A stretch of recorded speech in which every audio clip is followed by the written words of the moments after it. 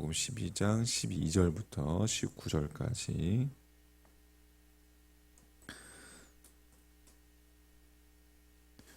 그 이튿날에는 명절에 온 큰 무리가 예수께서 예루살렘으로 오신다는 것을 듣고 종려나무 가지를 가지고 맞으러 나가 외치되 호산나 찬송하리로다. 주의 이름으로 오시는 이 곧 이스라엘의 왕이시여 하더라. 예수는 한 어린 나귀를 보고 타시니 이는 기록된 바 시온 따라 두려워하지 말라. 보라, 너의 왕이 나귀 새끼를 타고 오신다함과 같더라. 제자들은 처음에 이 일을 깨닫지 못하였다가 예수께서 영광을 얻으신 후에야 이것이 예수께 대하여 기록된 것임과 사람들이 예수께 이같이 한 것임이 생각났더라. 나사로를 무덤에서 불러내어 죽은 자 가운데서 살리실 때에 함께 있던 무리가 증언한지라. 이에 무리가 예수를 맞음은 이 표적 행하심을 들었음이로라. 바리새인들이 서로 말하되 볼지어다 너희 하는 일이 쓸데없다. 보라, 온 세상이 그를 따르는도다 하니라. 아멘. 네, 2000년 전 예수님께서 어린 나귀 새끼를 타고 예루살렘으로 입성했습니다. 6월절 명절을 지키기 위해서 이제 예루살렘에 모여들었던 유대인들이 종려나무 가지를 흔들면서 이제 어제 살펴봤듯이 호산나 외치며 열광했죠. 자, 이 분위기가 이제 고무되어서 주님을 따르는 이 12명의 제자들도 한껏 이제 흥분되어 있었을 것입니다. 자, 14절부터 다시 한번 보면 예수는 한 어린 나귀를 보고 타시니 이는 기록된 바 시온 따라 두려워하지 말라. 보라, 너희 왕이 나귀 새끼를 타고 오신다 함과 같더라. 제자들은 처음에 이 일을 깨닫지 못하였다가 예수께서 영광을 얻으신 후에야 이것이 예수께 대하여 기록된 것임과 사람들이 예수께 이같이 한 것임이 생각났더라. 주님을 향해 열광하는 이 백성들과 또 제자들 역시 흥분해 있었습니다. 이런 정도의 열기라면 주님께서 이 패역한 헤롯 왕과 또 로마군을 몰아내고 이스라엘의 왕권을 회복할 것임은 당연한 것처럼 그렇게 보였어요. 동시에 이 제자들 역시 한 자리씩 이제 차지하게 될 것이라고 그렇게 여겼을 거예요. 그래서 이들은 주님께서 왜 나귀 새끼를 타고 입성했는지 그 본질적인 이유를 생각해 보려고도 하지 않았습니다. 이들은 단지 지금 그들의 욕망, 그들이 한 자리 자리 잡고자 하는 그 욕망이 빚어내는 그 꿈에 도취되어서 들떠 있었던 것이죠. 그 후에 예수님께서 영광을 얻으신 후에야 모든 것의 참뜻을 깨닫게 되었어요. 십자가 위에서 무기력하게 돌아가시며 모든 것이 끝났다라고 그렇게 했던 그 예수님께서 이제 사흘 후에 그 죽음에서 부활하신 것을 확인한 후에야 그들이 비로소 그 모든 의미를 바르게 깨달을 수가 있었던 것입니다. 스가랴 선지자가 이렇게 예언했어요.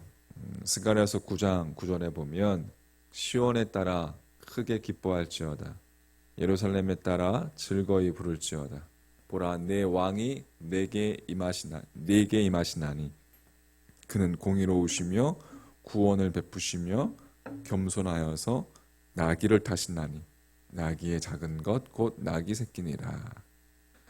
주님께서 만민의 왕이시지만 그 만민 위에 군림하시는 것이 아니라 도리어 만민을 위해서 대속물로 당신의 생명을 내어놓기 위해서 그렇게 겸손하게 나귀 새끼를 타고 이제 예루살렘에 입성했음을 제자들이 주님께서 부활하신 후에야 비로소 깨달을 수가 있었던 것입니다. 자, 하나님의 아들이신 그 메시아가 여러분 인간의 손에 죽는다는 것, 그것은 제자들이 보기에는 결코 있을 수 없는 일이죠. 그래서 베드로가 예전에 예수님을 붙잡고 그런 소리는 하지도 마시라고 꾸짖다가 도리어 사단이라는 그런 책망을 당하기도 했습니다.